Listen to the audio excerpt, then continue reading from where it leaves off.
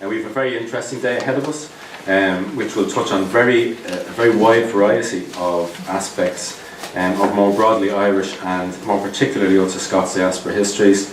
For me, the nugget of an idea from which this project came emerged from my own research, which at its broadest is on how working class life has been represented culturally for the past century or so.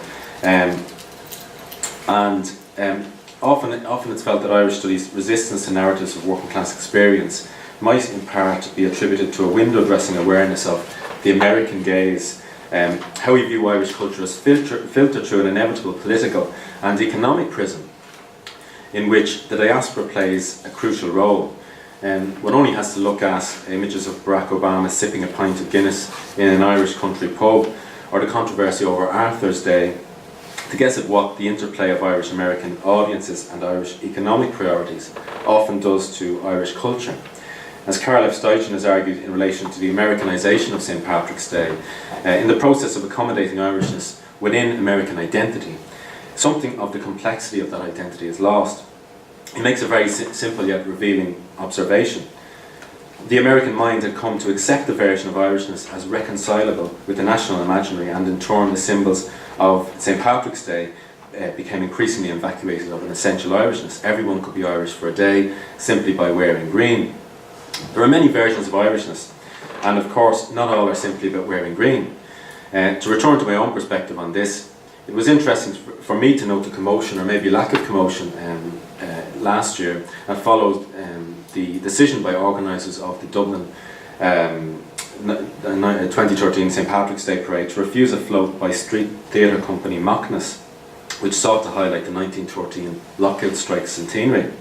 As historian Padraig Gates stated, they didn't shoot down the ideas on the grounds of aesthetics or design, but to actually say, no thanks, trade unions or workers are not part of our mission, says a lot about the parade. If the parade can be contextualised as one of what Elmer Kennedy Andrews terms periodic communal rituals through which the community recollects itself in terms of idealised self-images, and this decision in 2013 surely speaks volumes for the place that working class history has in state-endorsed recollections of the past. We could say something similar, and we are saying something similar today, on how Ulster Scots or women's or traveller histories of Ireland are not perhaps convenient in terms of the idealised self-image. And I mean, one of the most fascinating topical events in terms of that, very tragic revelations around the Bon Secours home in Tuam, and how the Irish state is dealing with that and pirouetting awkwardly on an international stage as these revelations come out, and not quite able to contend with the negativity and how it conflicts with the image of Ireland, perhaps that is purveyed in terms of touristic initiatives, for example. How much has the relationship with our diaspora and how that relationship skews and distorts Irish studies changed how we conceptualise diasporic cultures, and indeed the cultures they left behind? Where is the room for dissonant voices that subvert, that refuse the whitewashing of national branding? Padraig Kirby writes that whitewashing is part of the national brand. He says, contemporary Irish identity has been sanitised and made remarkably accommodating to the dominant elitist project of subservient assimilation into multinational capitalism, robbed of reference points from a rich and subversive history. To steal an analogy from the popular economist David McWilliams, this is the good room mentality of Irish self-preservation, part of a big game of let's pretend, driven by insecurity, whereby guests are invited into a misleadingly opulent-looking parlour, but denied access to the less presentable parts of the house. Today we pay tribute to the diversity of Irish emigrant histories, and to those in particular who chime a dissonant note in the project of national branding. I hope that today's symposium will point to areas that have been neglected in terms of how we frame the incredibly complex and multifarious histories of Ireland's emigrant past, pointing towards a more inclusive and dynamic interchange in terms of how we imagine the Irish diaspora. I'd like to hand you over now to Jonathan Evershed, who will chair our first panel on theorising the Irish diaspora. Very much, Jonathan. This is going to be the form of a bit of a confessional. I'm going to do a paper that's been going around in my head for about 10 years. and it's an exploration of Irish studies. I've been the Director of Irish Studies at Queen's now for 12 years, and there's been a whole load of things nagging at me for that time, and you lot are going to be the first ones to hear my feelings on it. So this paper, next week is the big American Conference for Irish Studies meeting that they have annually, and I've visited a lot of them, so that's what I'm going to talk about. And I've generated in my own head quite a lot of opinions of the way academia influences identity. Okay, so this talk that I'm going to give is called Defining Ireland, Those Gathered for Irish Studies. It's about the American Conference for Irish Studies. It's about Irish Studies. I could give it the byline of is the American Conference for Irish Studies remotely interested in contemporary Ireland? Okay, they wanted dissonant voices, so here goes. All right. Now, academia is a producer of identity. Let me put my cards right on the table at the beginning. I'm going to be honest with everybody and where I come from these things. Identity is socially constructed. We as human beings make up our identities ourselves. There is not an iota of biology in identity. All right, it is a socially constructed. Ulster Scots. I've been at many Irish Studies conferences, and people will laugh and pull apart and do all of that sort of thing because they feel it's socially constructed in recent history. Of course it is, all right? As is Irish Studies, as is Irishness, as is Englishness. These are human beings construct these identities, and so that's the background I come from when I want to talk about what I want to talk about. All right. So I've been interested in how this gathering of Irish Studies scholars over the years constructs a notion of Irishness, and in fact, what is this thing Irish Studies that we do?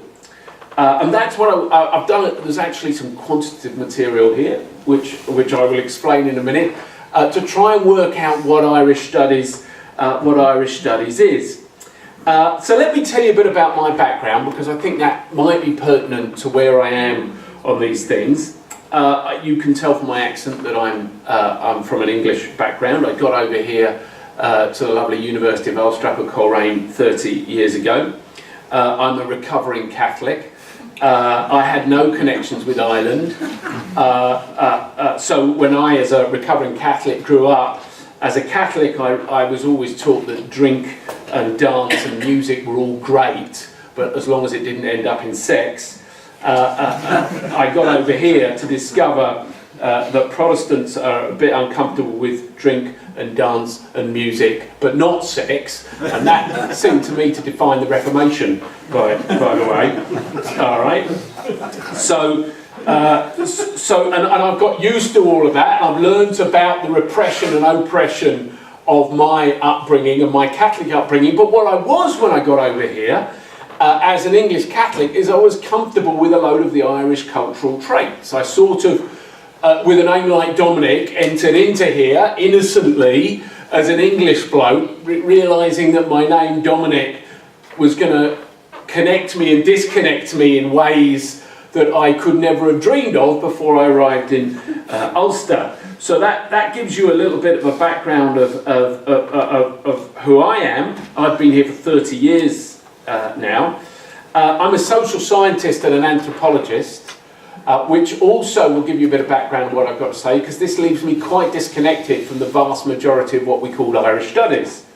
And that will also become clear to you in a minute why that's important. And by hook or by crook, for reasons that are still not totally clear to me, I ended up as the Director of Institute of Irish Studies at Queen's University in 2002.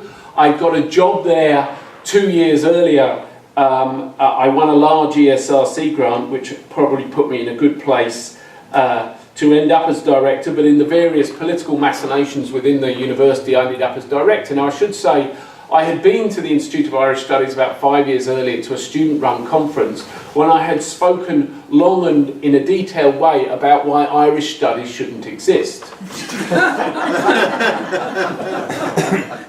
And I come from a sort of sociological theoretical background, there was a guy who was Professor of Racial Studies in Birmingham called John Rex, and he always had to deal with the fact that he had spent his whole life understanding that race was socially constructed. It wasn't a biological thing, it's a sociological thing, but he ended up as a Professor of Racial Studies, so he was therefore part of the production system that seemed to be reproducing exactly what he'd been trying to deconstruct for the whole of his academic career. And I found myself in a similar sort of position. So I had to try and come to terms with what this thing, Irish Studies, was. So let me, before I go to the meaty quantitative bit of my paper, let me go down the sort of things that people think of Irish Studies. Well, firstly, it's often discussed as an area of studies. It's clearly not a discipline. It doesn't have any of the faculties really that theoretical faculties or methodological faculties that a discipline, an academic discipline has. It's an area study, although it's quite a broad area study because of course Irishness is spread out all over the world, and that becomes important in what I've got to say in a few minutes. It's interdisciplinary. It sings its praises about being interdisciplinary, and it's an engagement space for people from lots of different academic backgrounds. All right, now my notes here put a question mark around that, because with the information I'm going to deliver you in a moment, I'm going to start to question whether in fact it's interdisciplinary at all. So we'll come back to that as well. I've got down here that it's also a bit of an act of nation building. The existence of Irish studies and the strength of Irish studies, I think, is also rooted in the political history of Ireland, its attempt to define itself as against its slightly overbearing and bullying neighbouring Ireland. It tries to build itself a history. An Irish nationalism is constructed partly through what academics have produced and reproduced. Okay, so the existence of it, and it's interesting to sort of compare and say, well, how many universities would you go to England and find English studies? Now, it does exist, by the way, in one or two places, but there's not really the same sort of thing as English studies or even British studies in quite the same way as Irish studies exist. So there is a reasonable question to say, well, why do all the Irish universities have an Irish studies, and why is there so much around the world, and how does it compare? All right, so I'll leave that in the air as well, because I'll be coming back to that. All right, it's a marketplace. It's an economy. All right, we, the Irish universities, want American dollars. Okay, and to get that American dollars, we construct our university to attract American students over. And we construct our universities to attract American students over in ways that try and mimic what they want. So our Irish studies is premised upon an American way of understanding Ireland. Just like pubs in Dublin were built to look like Irish pubs in Boston. Okay? The tourists coming over from Boston, New York, needed to find an island that looked like the island they believed existed, and St Patrick's Day indeed in Belfast was in Dublin is half invented to look like a parade that Americans can feel comfortable with. Okay, so bits of what we see as Ireland are constructed to be recognisable to the visitor coming in that is looking for a particular sort of island. So Irish studies is a marketplace, so we have to make ourselves look like what our market expects us to look like, all right? And therefore, we're a producer of ethnic identity, all right? This identity of Irishness, this ethnicity of Irishness is partly produced by us, the academics. We're not somehow free-floating, looking down. We are, in part, the producers of this, and I intend to evidence this in a particular way. So having laid down that as my sort of premise, how am I going to test this? Well, the American Conference for Irish Studies, there's a number of academic organisations, Irish Studies academic organisations, and I'm in at least two of them. There's a European one, who have a conference every 2 years. There's a Canadian one, who are having their conference jointly with the American Conference for Irish Studies in UCD next week. There's a British Irish Studies. There's a number of different networks. Okay, but by far the biggest is the American Conference for Irish Studies. And when I first went along there, I sort of thought, well, what am I going to find? How am I going to fit in? Now I'm the Director of Irish Studies and driving Irish Studies forward as an anthropologist in this place.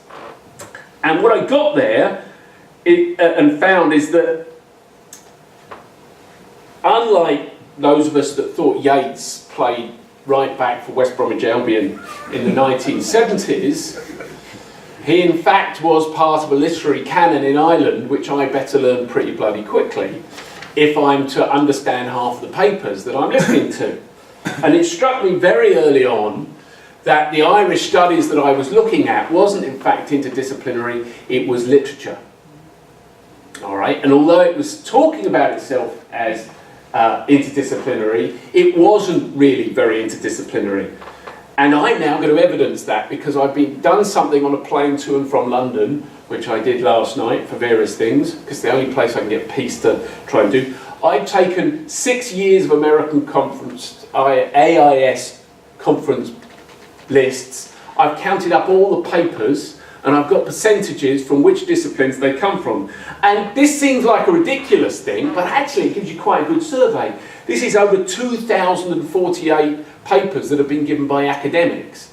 So I have to say to those of you who do with real statistics, Liam, I do apologise for this statistical analysis. It wouldn't come close to the sort of thing you've done in your career, so I do apologise for this. But it seemed to me an interesting thing. So, well, what does Irish Studies look like if you add up all of the papers that are given over the years? So I had 6 conferences that I've been to all but one of them. Liverpool 2004, Davenport 2008, Madison 2011, New Orleans 2012, Chicago 2013, UCD 2014. Quite a lot of things came out of this, only some of which I'm going to give to you now. Over 50% of all the papers are straight literature, or pretty much straight literature. All right. If you add in cultural studies, it comes to 61%. History and politics. History, 21%.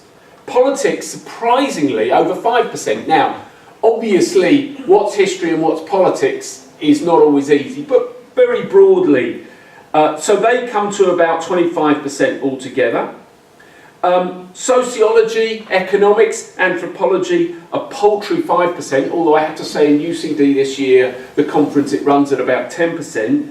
The Irish language, 3.3% of the total numbers of papers in 6 years of American conference are on the Irish language, which is quite surprising, really. And then I've got another category of others. So there is no economics. So this island, which has perfectly obviously been dominated by being in an economic system. It's been a producer of people with famine. It bought into the capitalist system and got screwed over 5 or 6 years ago, which has defined who's come in and come out of this country.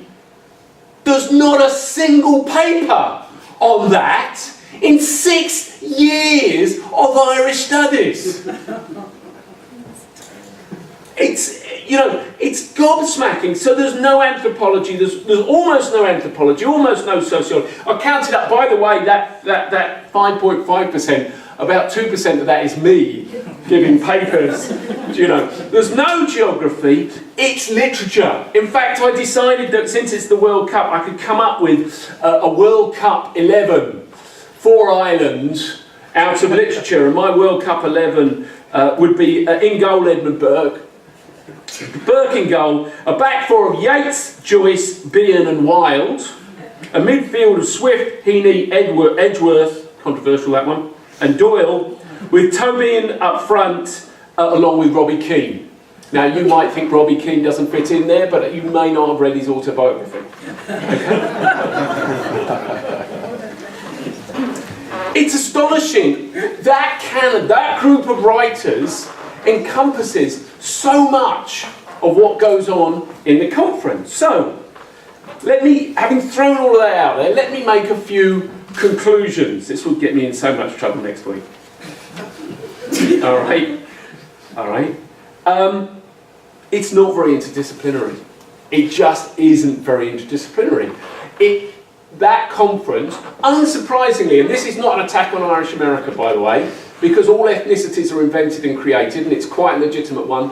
American senses of Irishness are as legitimate or as illegitimate as any other senses of identity. So it is in no way a sense of saying that there's an authentic here and a non-authentic in America. In no way. I don't believe that sort of stuff. All right? But what it does tell you is that Irish America academia is built around literature.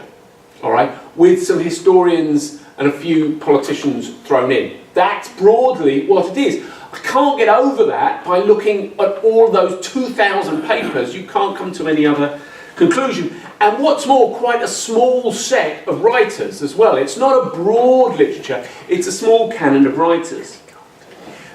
Irish studies is very much driven by the American dollar. It's driven by the marketplace. So that notion of what Irish studies is very influential in Ireland. It is quite interesting that the Liverpool conferences and the Dublin conferences have more political, social and economic science stuff in it than the American conferences, which is quite an interesting little thing.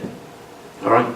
There's almost nothing on contemporary Ireland at all in any of the conferences, except contemporary Irish writers and contemporary Irish poets. Okay? There's almost no contemporary politics. All right?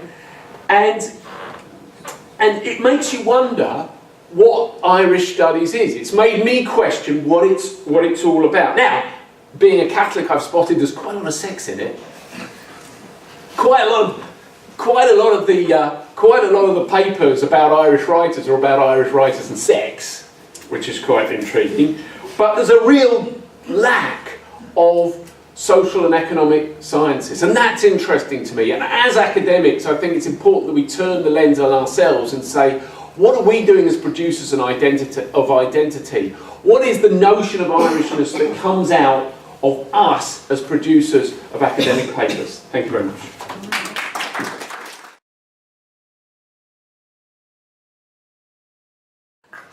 Good morning. I am going to give you sort of not my favourite type of talk, and I apologise for that, but first of all, thanks to Michael for inviting me, but Michael and I discussed that probably at the beginning of the day, a good thing would be we talk about diaspora, but let's talk about, well, who are they?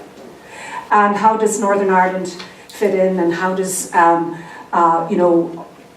do Irish Protestants fit in, and who's diaspora? So I chose this is actually, I stole this title, or actually borrowed it from Bryan and Pierce McHenry. Brian's going to speak later today, of a seminal paper that they published in 2002. And the title of their paper was Whose Diaspora, Whose Migration, Whose Identity. The subtitle is mine, Migration and Diaspora in the Northern Ireland Context since 1921.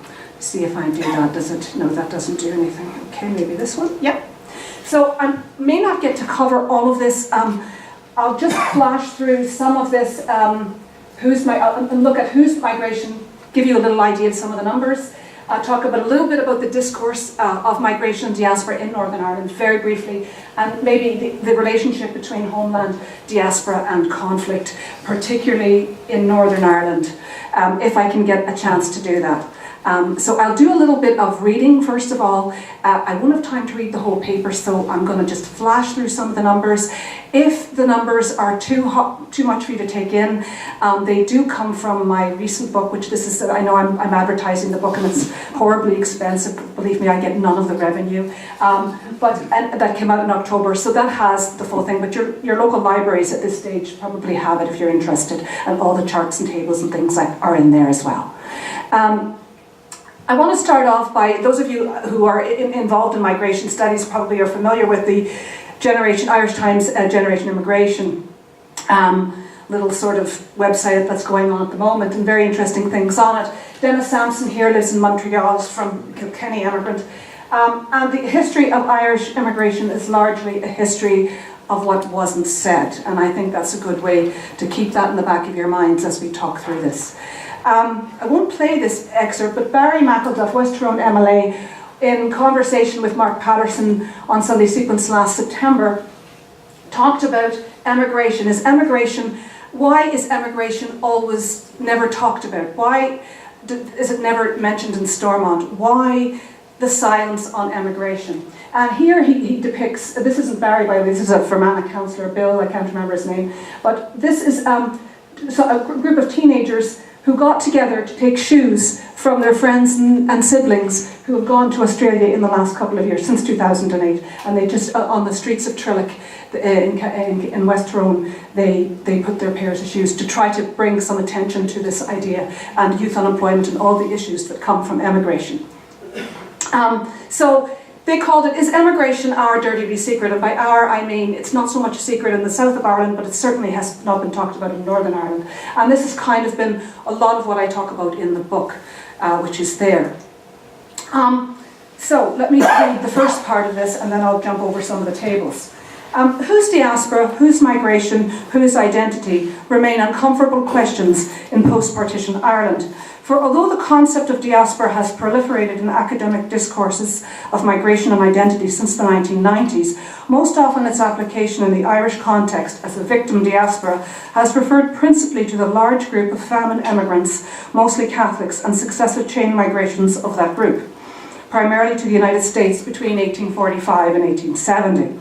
The migration of Protestants from Ireland has tended to be set apart in an often partisan and somewhat marginalised literature on the Scotch-Irish that focuses on their 18th century emigrations from Ulster to North America, generally underplaying the complexities of denomination, ethnicity and class composition of the group.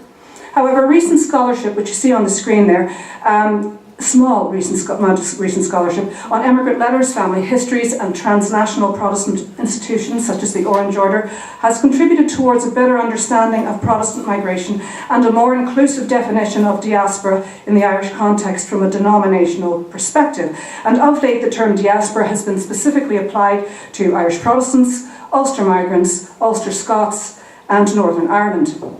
But it is perhaps worth noting at this juncture that it is the image of the flight of the Earls. This is the famous painting done in 1958 by Thomas Ryan of the departure of O'Neill out of Ireland. So it is the image of the flight of the Earls leaving in 1607, of people leaving Ulster, that is most often taken to symbolise the beginning of the modern Irish diaspora.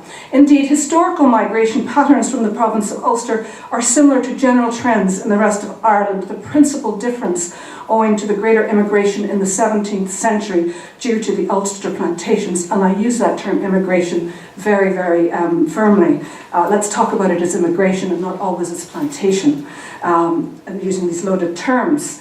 So let's look at some of the numbers over time. So whose migration? Whose migration is this? When I speak of Ulster, I'm always speaking about 9 counties. When I speak about Northern Ireland, of course, I'm speaking about 6 counties. An examination of the numbers concerning emigration flows from the province of Ulster is instructive.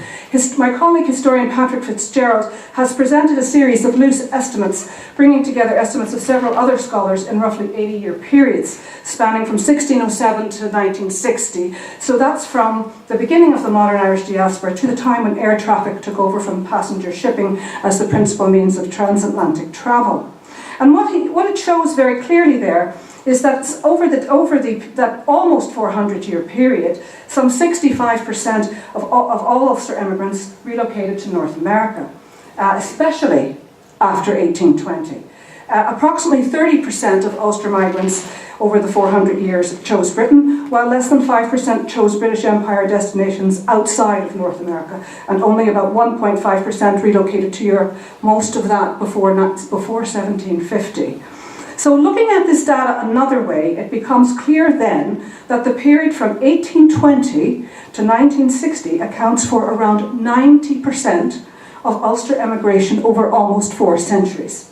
This runs counter to the popular perception of Ulster emigration as primarily an 18th century phenomenon and draws attention to the relative paucity of migration analysis on the 19th and 20th century, especially as it pertains to Protestants.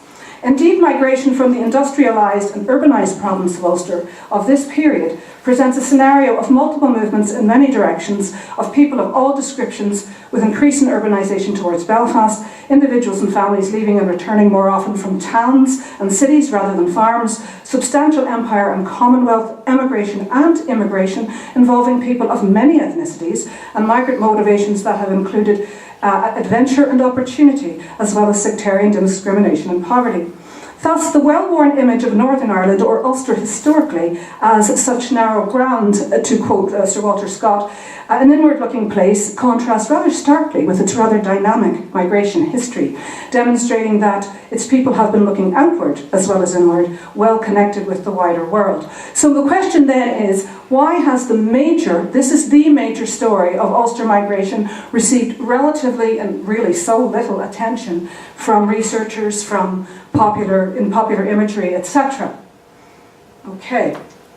And we can look at the numbers if we go into now the 20th century period, where we're talking about Northern Ireland. And I'm going to fly through some of these, and I apologise for having to do so. But we're looking at, since partition, about to the beginning of about the 2001 census, we're looking at about 500,000 leaving Northern Ireland. You can see that the big destination is Britain, overwhelmingly so, and Canada being the major, as we call it, overseas destination. And of course, so that just gives you a little bit of an idea of that. In the interwar period, you can see both this is the darker purple is the return flow. The return flow overall is about 30% of the outflow. So we have this back and forthness, particularly with what we call the Old Commonwealth or the Old Empire, the White Colonies. Families like the Protestant family, Monteith family from Castledare. No, not all of the Protestant families were leaving from Armagh, from County Down. They were also leaving from places like West Tyrone and Donegal.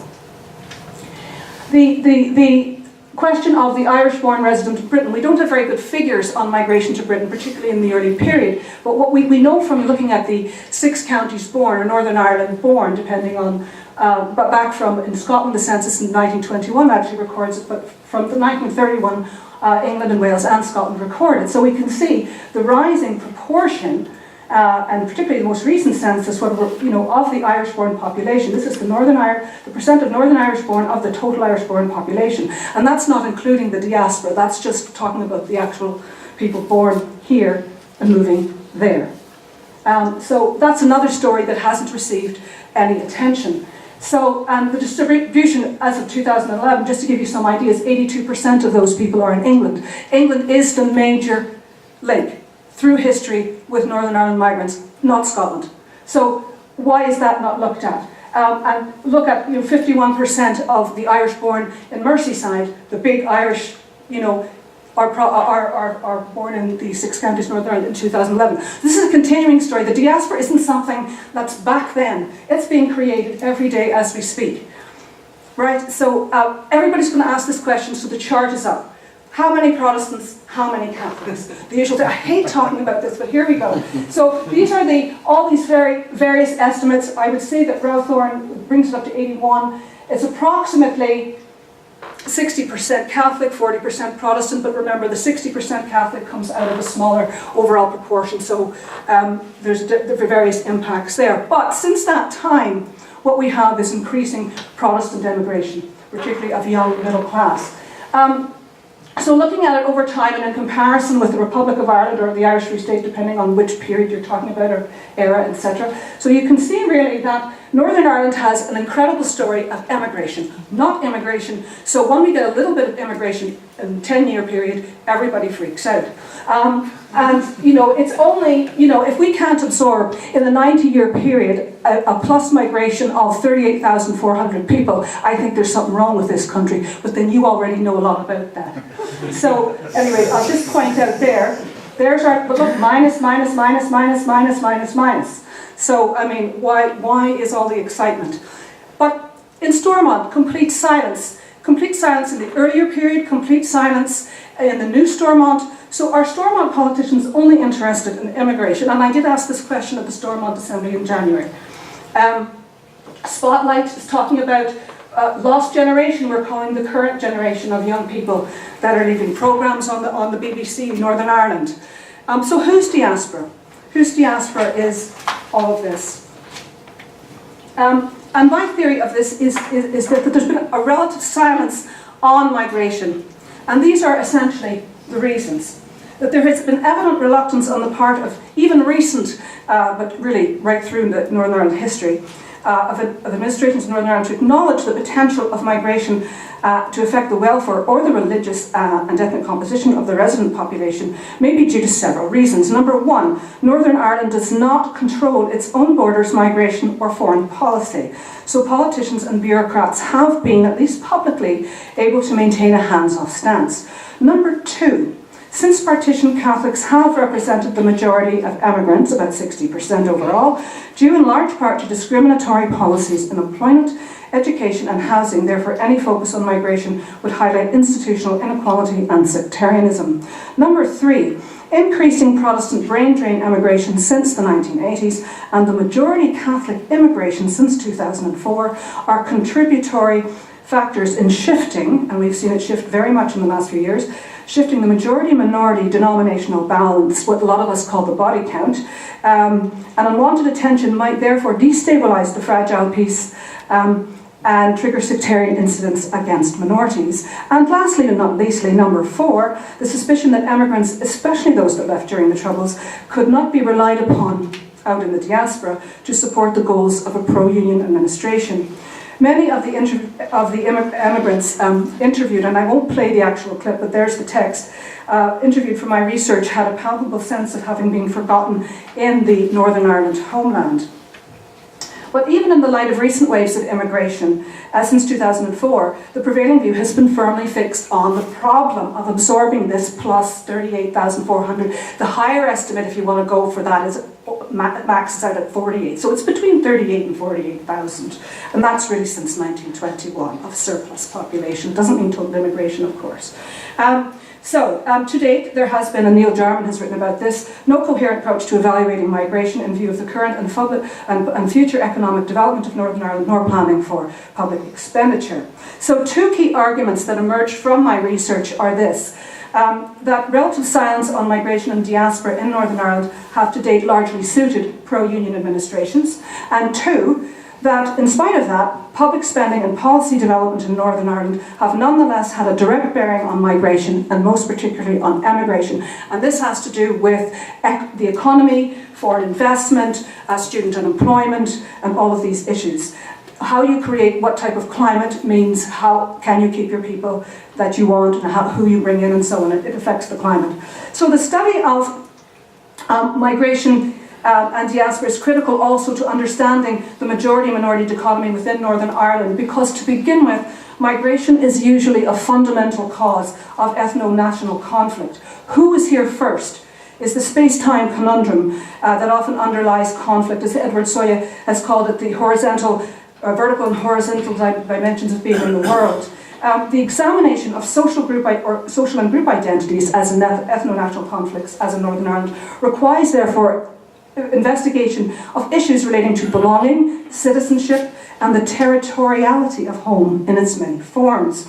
In the case of Northern Ireland, of course, there's been a great benefit of having an expatriate population, and they have contributed more in recent times to the peace processes, but also in things like, if you look at the yellow part there, is visiting friends, the VFR flow, visiting friends and relatives, and you'll see that with Canada, with Australia, these are the big ones. These are the tourists coming in, and of course Britain is the other one that's not covered by that list, which is the biggest tourism group. There's a business group, but they're also the biggest tourism group. The evident uneasiness about the discourse of diaspora emanating from south of the border is also apparent in the lack of support. I skipped a little bit and I'm just going to go back here. Since the contribution of the Irish diaspora to Irish culture and identity has been widely acknowledged south of the border, the question is why, in the substantial sociological literature on Northern Ireland identities, especially that concerning Northern Protestants, has the influence of migration and diaspora been almost entirely ignored. Indeed, the power and longevity of the Ulster Scots immigration story, with its claim of numerous Ulster American presidents, provides a striking example of how historical, familial and individual connections created through migration continue over many generations to contribute to the construction of social identities at home. The evident uneasiness in Northern Ireland about the discourse of diaspora emanating from south of the border is apparent in the lack of support on the part of Northern Ireland Executive for recent Irish Government initiatives, like the Gathering, for example, and also some diaspora conferences that have happened at Farmley and so on. For in spite of recent progress towards a more diverse and inclusive conceptualisation of the Irish diaspora, a little attention has been paid to its relative relation to the contested space of Northern Ireland, which is, as we must remember, unresolved by the Good Friday and Belfast Agreement. Very real disputed boundaries, political structures and identity. Relative silence, for example, on Northern Catholic disaffection and lack of probing of key questions relating to the territory or homeland of Ulster in official diaspora discourse have contributed to the occlusion of the counter-narratives of both the nationalist and unionist North. And various scholars, particularly Mary Hickman, Enda Delaney and Breda Gray, have written very much about the monocultural image of the Irish diaspora, and I won't cite their work here, but I have in the book. The relationship between homeland and diaspora is also built upon collective memory. So what is that memory? And behind the struggle for competing identities. So I've given some numbers here. I just calculated some of the numbers that are supposedly official. Whose diaspora are we talking about? So these will overlap, and we can see kind of this crazy number, and I say it's a crazy number, because we have some fairly good data, reasonable, on the British diaspora in the USA. And when we recall that in the 19th century, 62% of all British migrants end up in the USA, this is a massive amount. Now, some of those are considered part of the Irish, would be Irish as well in that British diaspora figure. But nevertheless, I mean, somehow this one doesn't seem realistic. Now remember, how does one calculate this? This is asked in the census. This is self-identity. This is the 2000 American census, and certainly Riverdance was at its peak, etc. I won't go there. Then we have the Northern Ireland diaspora. Is there one? Do we call Northern Ireland diaspora Ulster Scots diaspora? But part of that Northern Ireland diaspora is not Protestant. A large part of it, possibly upwards of 60% of it. So if we judge by recent emigration figures. So I've calculated, and I can't really, 1.5 million, almost in Britain, just generations 1 to 3. And that's based on Bronwyn Walter and Mary Hickman's work. And I've used their figures for Irish diaspora and calculated my own. So Northern Ireland diaspora, so that's quite large. 2.5 million Ulster heritage in Canada, and that's a statistic from the Department of, DETINI, Department of Enterprise, Trade and Investment, Northern Ireland in 2011 came up with that figure. Don't know how they came up with it, couldn't find anybody who knew how they came up with it, but there it is. This one, 6 million Scotch-Irish, was from the 2000 American census. So we have 6 million Scotch-Irish, but when we look at Don Aikinson's work, where he talks about how the Protestant Irish are actually the majority Irish, so how are they identifying? Are they identifying as Scotch-Irish? Are they identifying as Irish? Or are they filling out both of these things in the census? Like, how does this work? Australia, then this figure, 7.9 British diaspora, 1.8 million, 540,000 is my calculation of what the Northern Ireland component, or the 6 counties component of that is, in terms of probably more like generations 1 to 3 at this stage. So, but how reliable is this data? So I want to challenge you today to think about, not just we talk about diaspora and identity and all the rest of it, but who are these people? And what's the basis of the data that we have for them? And as Dominic has said, yes, the identity is constructed. So part of what I've looked at, and I can't go into the discourse and really into how this has been constructed, but I look at that in the book a little bit more about how these identities have come into play and how they're used and how they're marketed and maybe there's nothing wrong with that. I mean, God only knows. I mean, Northern Ireland in particular, my God, needs all of the money we can get. Can we, what about this? And I brought this up at Stormont in January. What about this here? Non-cooperation and cross-border. Okay, so this is from the Diaspora, the Gathering final report. 13 million apparently euros spent, 170 million is what they've estimated is what they gained directly from that spend, and attracted these visitors here in surplus to normal visitors. So the question that I pose is, can Northern Ireland really afford not to be participating in such ventures. But I'm going to leave it there because I'm sorry to rush through that and have to speak at 90 miles an hour. Because, I really apologise. That's not my favourite way of doing that. But I was just told to give you some kind of a grounding in numbers and a few ideas about diaspora. So thank you very much for your patience.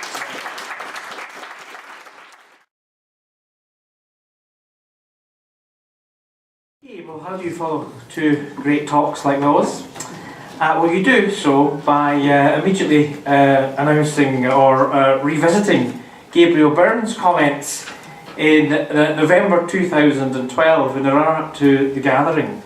And I want to begin with these comments because they set the tone for what I want to speak about today. You may recall, in the context of the gathering starting in January, just barely 6 weeks prior to it kicking off, Gabriel Byrne, in an interview with Today FM, said, "People find it mildly offensive, the gathering 2013. People are sick to death of being asked to help out in what they regard as a scam. Most people don't give a SH1 about the diaspora, except to shake them down for a few quid. The diaspora has a very powerful spiritual connection to the island of Ireland. I remember when I was growing up in Dublin, those buses would pull up and those people in Burberry coats would be laughed at because they'd say, 'Here come the Yanks looking for their roots.' Well, as far as I'm concerned, one of the most sacred things you can do is look for your roots." Now, he repeated that consistently and held his line in spite of softening it somewhat into January and February. And I have to confess up front that I was a member of the Project Advisory Board for the gathering. As the director says, I advised and they got bored. But I have to tell you that Gabriel Byrne's comments certainly caused a lot of disharmony, a lot of concern about the potential impact on the year. And it really bothered me. It bothered me a lot as an academic because I couldn't automatically or quickly or easily move those comments aside or off the radar screen. And I felt they deserved at least a hearing, and certainly they deserved to be part of a conversation. And that conversation, I think, partly happened during the gathering, but I think it still requires to be had. So what I want to do today, I suppose, is to outline just three reflections I would have on the back of the ruminations which I've done following Gabriel Byrne's intervention, calling the gathering a shakedown of Irish America, talking about the spiritual roots and connections between the diaspora and the homeland being jeopardised by a crass marketing commercial event. And the 3 points I want to make are unresolved. They don't resolve the issue for me necessarily, but I think they take me on a journey further down the road towards resolving them in a more satisfactory way than simply dismissing Gabriel Byrne as a disaffected Irish-American actor on the decline. So the first of the 3 points. It's really important to note that the gathering is symptomatic of a much wider set of changes in relationships between countries and the diaspora. And Ireland is by no means exceptional in this context. Over the last 15 to 20 years, there has been a sea change in the way in which countries relate to their overseas populations. In the past, immigration was often viewed as a brain drain and a loss to a sending country.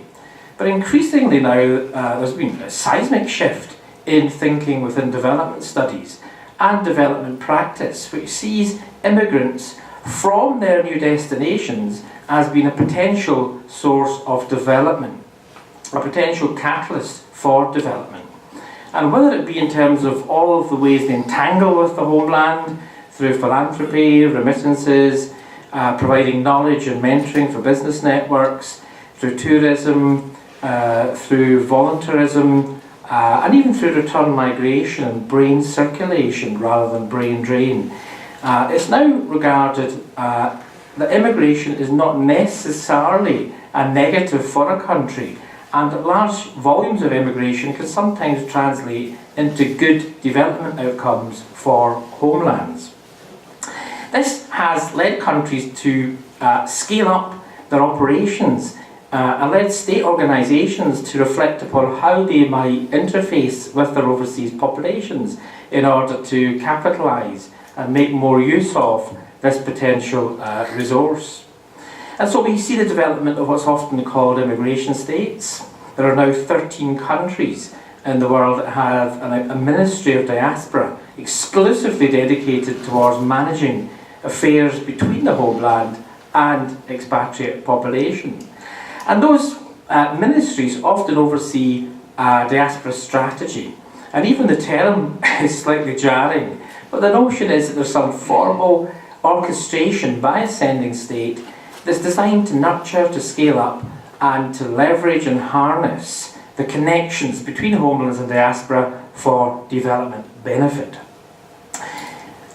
Whilst often thought of as occurring in the global south, in fact there are many countries in the global north that are pursuing these diaspora strategies. And Ireland, along with Singapore, Scotland, New Zealand, Australia, Israel would be a good example. And so, you know, Ireland from at least 2004 has revisited its immigration state, and in terms of the Republic at least, instigated in the Department of Foreign Affairs a new unit dedicated towards diaspora engagement. And this new unit has been active in business, in tourism, in philanthropy, in encouraging return migration, in encouraging inward investment, in trying to use the Irish diaspora in order to promote development back in Ireland. So my first point is that the gathering is nested within a diaspora strategy that Ireland has been rolling out steadily across the last decade or more. And that diaspora strategy itself is nested within a much bigger power play globally in the way sending countries relate to their diaspora. And so the gathering, if you like, is an instance of what is really a truly global phenomenon, diaspora-centred development. Okay, the second point that I want to make is that if the gathering is symptomatic of wider trends, then so too Byrne's critique is symptomatic of wider criticisms of these projects, these diaspora strategies. And so if one looks at the literature globally, you'll see Gabriel Byrne's almost in every country, almost every other week, making similar kinds of critiques of the role of their governments in suddenly becoming interested in diaspora and suddenly trying to court diaspora in order to promote development. There is an argument that the word diaspora, and this goes back to Johanne's point, is being used not in any empirical sense to refer to a population that you could define and map and measure, but diaspora is simply an idea that's been conjured up as part of the strategy of governance. So it's a category of governance rather than an actual population of emigrees. And it's a category of governance that comprises those who can provide a country with soft power, provide a country with a capacity to operate globally, to command and control its operations, and to be more competitive on the global stage. This actually resolves, therefore, for me, some of these huge difficulties involved in whose diaspora is, say, the Irish diaspora strategy targeting. I think Joanne's question is absolutely right, because there are huge populations who feel excluded by those kind of diaspora claims. But of course, those claims have been made on the basis of a strategy of soft power, not on a research basis of trying to map where the real Irish diaspora truly is. And so one hears the Irish government now talking about the Irish nation, in the south at least, be deterritorialised. In other words, it's no longer useful to think of Ireland as a small population of 5 million buffeted by the Atlantic Ocean and the perimeter of northwestern Europe. A much more powerful way to think of the Irish nation is to think of it as a globally networked community with populations sprinkled across the world, including in all the major business nodes, business nerve centres. And that 70 million, or whatever number the government come up with, therefore confers to this collective somehow more muscle and leverage to compete in the global economy. This, for me, creates problems. It reduces the diaspora-homeland relationship, as exactly Burns suggests, to a pragmatic, instrumental, utilitarian relationship. What can you do for me? You are a source of soft power for me. And that damage that's done to the relationship, what Burns casts in terms of spiritual connections to the homeland, will and can lead to damage which can never be repaired, or at least will take a long time to repair. So paradoxically, diaspora strategies which are trying to better harness and better leverage overseas populations may end up actually further marginalising and pushing those populations who feel exploited in this relationship further afield. So my second point, I guess, is that Burns' critique is by no means unique. And Burns' critique, it seems to me, is intrinsic to this new philosophy that tries to build connections with overseas populations in order to command soft power in a global competitive environment. So I want to finish off by asking the question, this is a question which I suppose has been running around in my head since listening to Burns' interview. Is there any role? And if so, what is that role?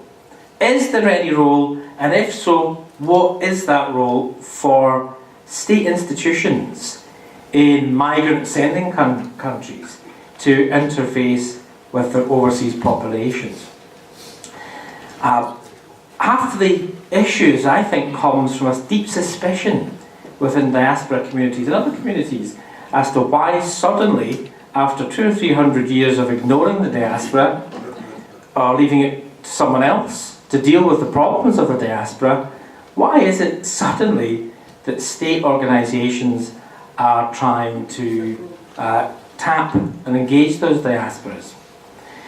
And so my instinct initially is to say, well, the solution to this and the response, therefore, and the conclusion to Burns' critique is to say, well, states really should back off and states should withdraw from the relationship. But the more I think about that, the more I realise that even if states wanted to get out of the way of the relationship between diaspora and homelands, it's virtually impossible for them to do so. In all sorts of ways, even unconsciously, migrant sending governments are always embroiled and entangled in diaspora homeland relationships. And so if they can't get out of the way, and if they're necessarily intertwined in the relationship between overseas populations and homelands, then perhaps they need to approach that with a much more heightened self-awareness of the damage which soft power, the damage which crass commercial marketing exercises can do to that relationship.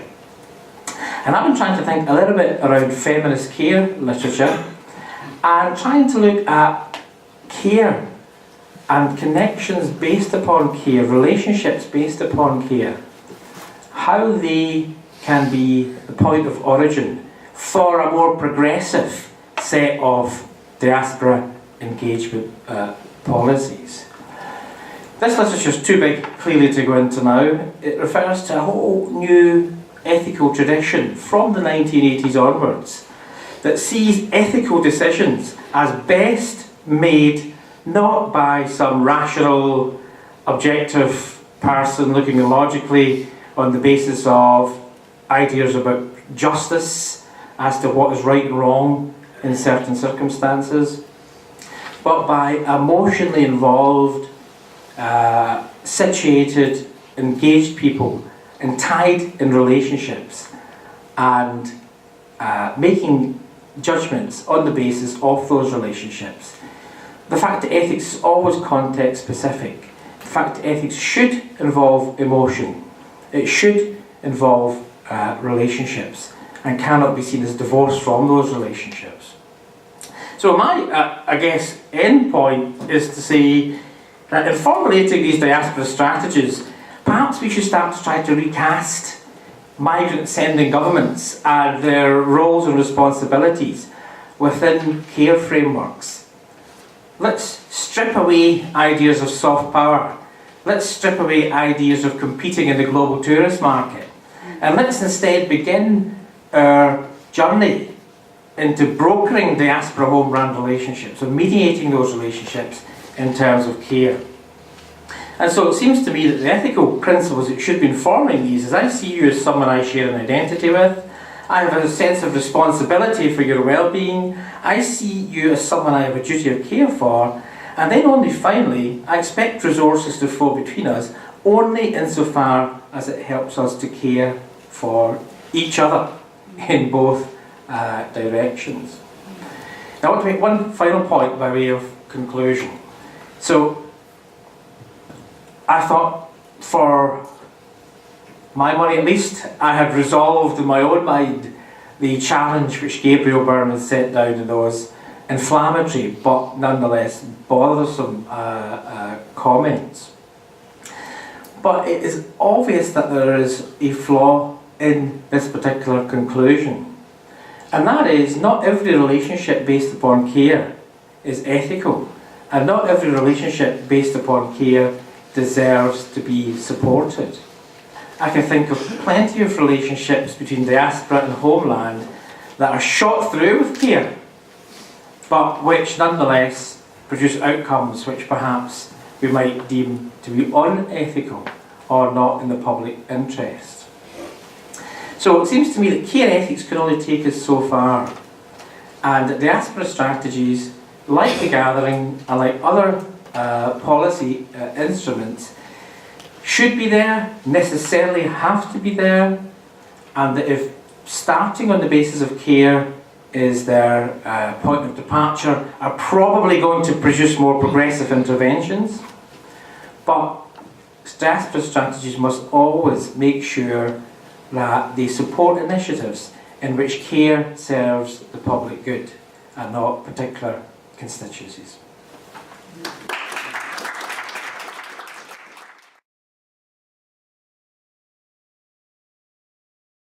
Absolute pleasure to be here. And Ulster, my friends back home said, "You're going to the old country, huh?" And that's what we call places of European origin, for those of you who don't know, on this side of the Atlantic. And so I said, well, you know, I hope so. I hope they feel like I'm coming home. I feel like I'm going home.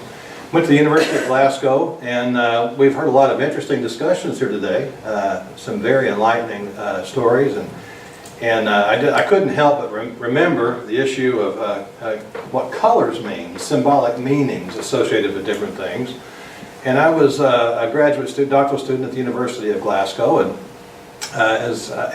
as many Americans do not do, I rode a bicycle, and I had an orange-colored backpack. Now, for those of you who don't know, I come from Tennessee, and that's known as the land of the Big Orange. Okay. You would be surprised what it's like to drive by a pub that's full of Celtics fans after the game when they've lost to the Rangers, when you're wearing an orange-colored backpack. It wasn't a whole lot of fun. It was an interesting, and I had a realization of where I was really quickly.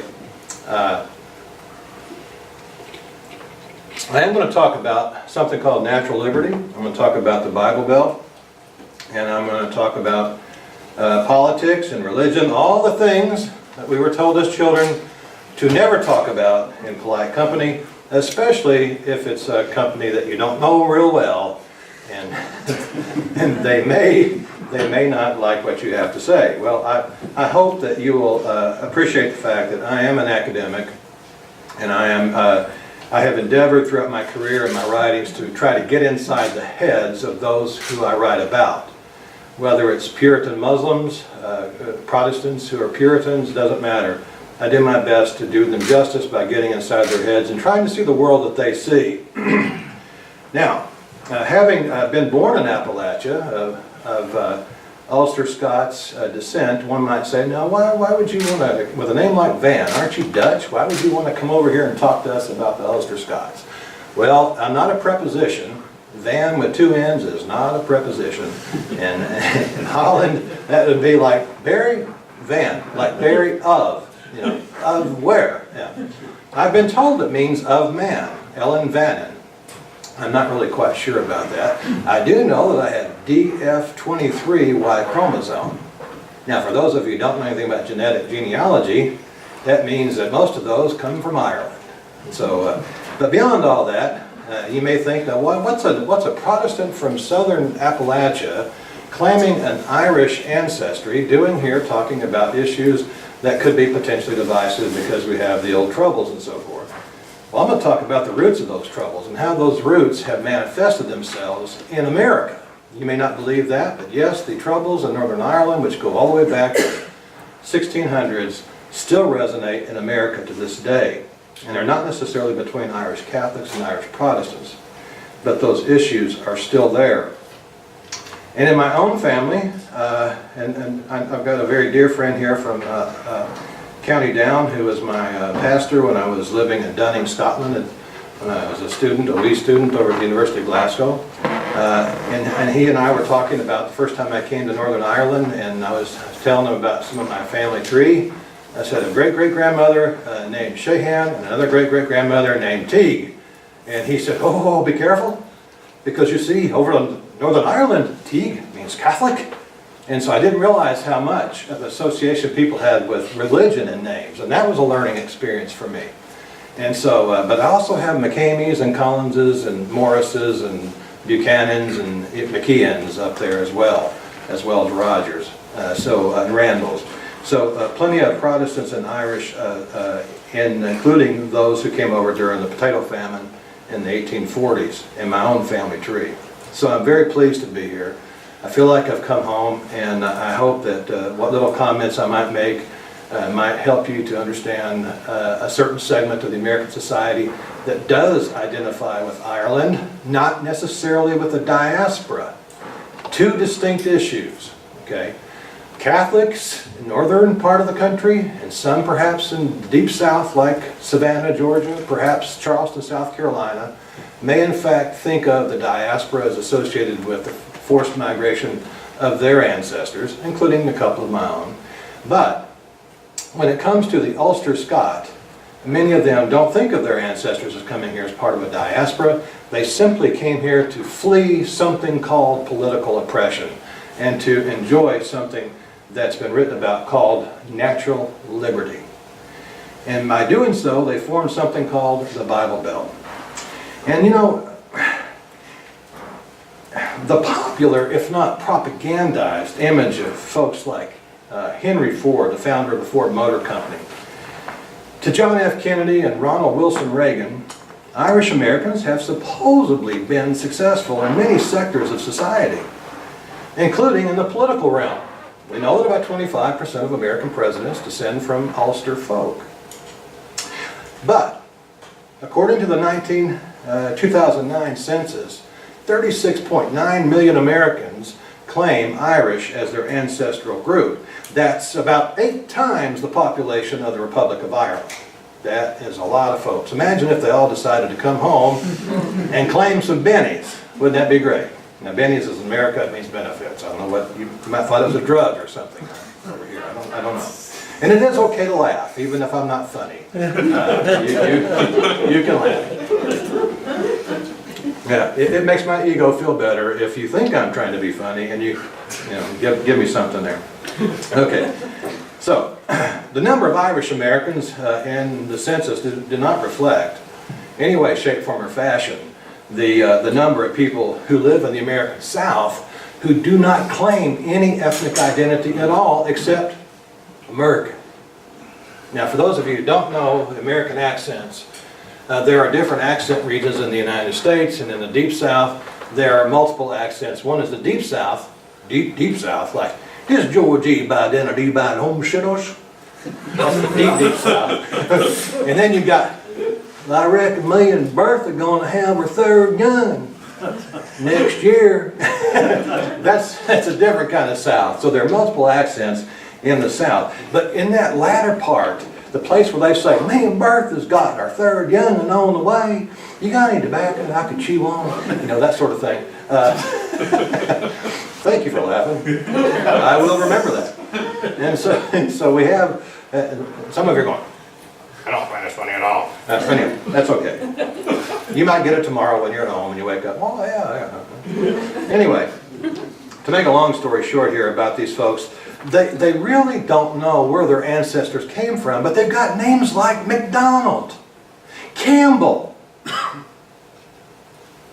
Logan, Buchanan. Now if you know anything about ethnicity, you know those names are tied with certain places. And if you ask them questions, they will tell you things that from their deepest, deepest memories of what they've been taught from their parents, and their parents were taught, and their parents were taught. They will tell you things that were consistently taught and heard in Ulster and Scotland during the 16 and 1700s. Not the least of which was my grandfather. My wee grandfather and I argued about the earth and the sun's relationship one time. And I said, you know, Pop, it takes 24 hours for the earth to rotate on its axis, and 365 days a year and a quarter for it to go around the sun. And he looked at me and said, I said, what are you laughing at, Pop? The Bible says, the sun cometh and the sun goeth. That means that the sun is going around the earth.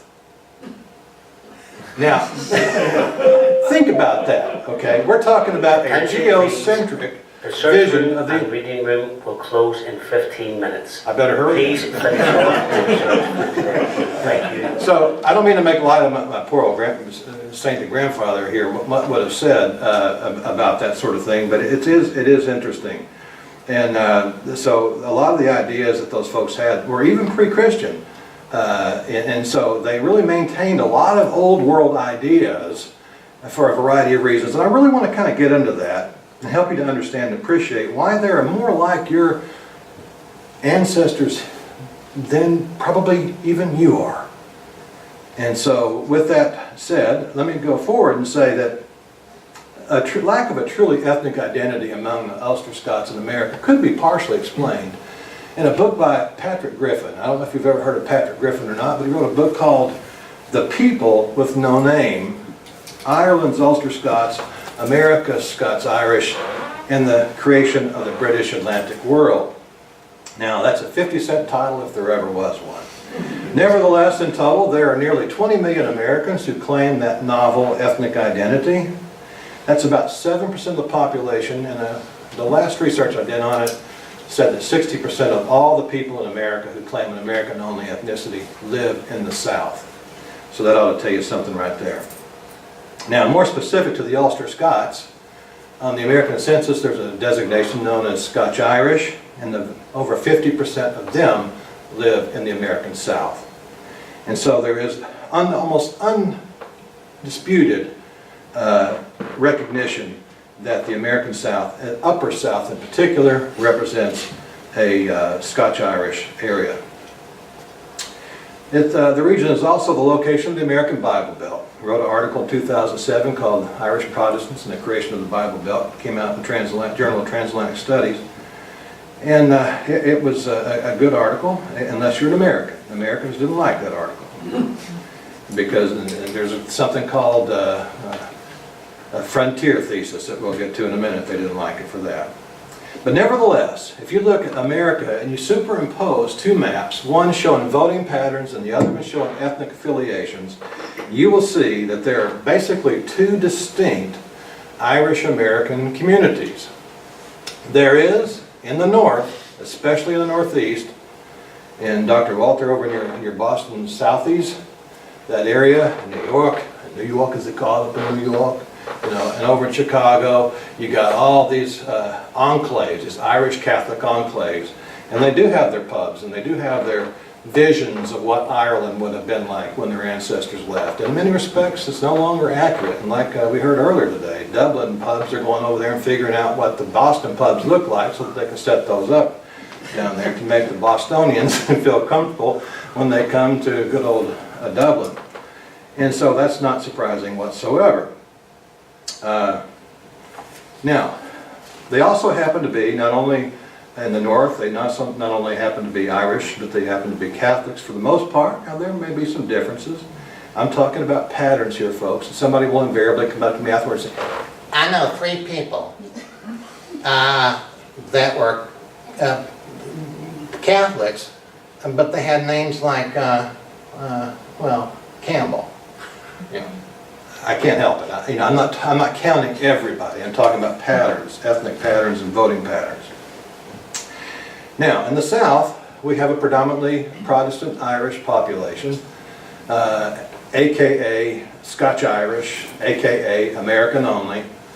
For those of you, I don't know if you do this in Britain or not, but aka means also known as. Okay. Pardon the Americanisms if I throw one out there. So hey, what is that? I don't mind being corrected. Now, I'm going to throw out the word Republican. Now, I know in Ireland, Republican means something completely different than what it means in America. That's what Lyndon Johnson used to call it, America, over in America. Nevertheless, those upland areas, the upland South, which is the predominant, the location with the most dominant hegemony of Ulster Scots in America, is the upland South, which includes southern Appalachia and the Ozarks of Arkansas and Missouri. Okay, so those upland areas also happen to be amongst the poorest areas of the entire country. Now, despite that poverty, those upland areas are still seen as the poorest regions in the country, yet they're seen by many in the academy and the government as privileged, a privileged racial group.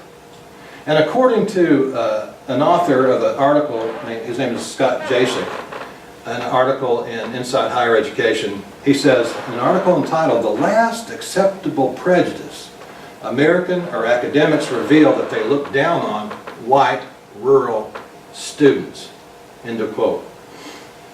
Now, he says that terms like hillbilly and redneck demean, yet they're used all the time in most parts of society, including in the academy, end of quote. In light of the current social and political climate in the United States, it seems that the voices of the Protestant Irish of the upland South are the most outside the mainstream of society. And as you will see, it also seems that the Jacobean, that's Latin for James, like ethnic policies of the 17th century are still felt in America, although under a new facade.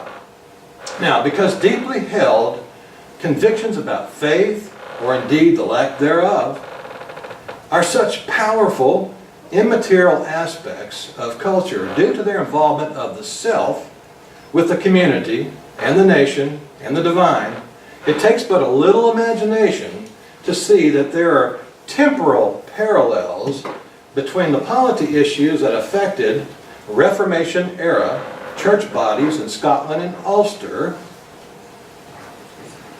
and the way their American descendants view the larger realm of the governance of space.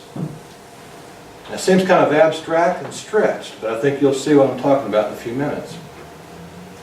In the discussion that lies ahead, I want to tie together those two concepts and ideas to explain the dissonant cultural and political voices heard in the upland South.